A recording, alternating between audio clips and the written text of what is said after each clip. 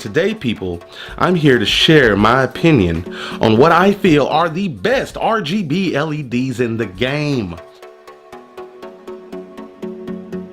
Now, I've been getting a ton of questions about those lights right behind me, and with good reason. This is not sponsored, this is just me plugging them because I am in love with them. Now, you can be as creative as you want with these panels and design it in any shape you like. That really gives you a lot of customization that you can work with. Now, in terms of what can actually be done with these lights, you can pretty much do anything. Alexa, turn the lights on.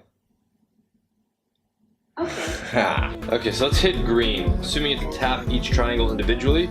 Oh my god, that's so sick. The whole application is so good. It makes the product that much better. There's so much you can do with this. It's really less lighting and more of an art piece that you can put on your wall. Just look at it. I mean, the camera is not quite doing it justice. It's not capturing the vibrancy of the color.